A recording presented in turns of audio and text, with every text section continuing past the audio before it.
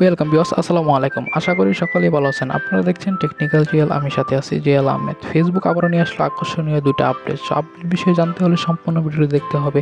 So ভিডিওটিকে একটু skip করে দেখবেন না। প্রথম আপডেটটি হচ্ছে কীভাবে আপনার ফেসবুক প্রোফাইলে মিউজিক অ্যাড করবেন, আর দ্বিতীয় আপডেটটি হচ্ছে কীভাবে আপনার ফেসবুক স্টোরিতে ছবির সাথে মিউজিক অ্যাড করবেন।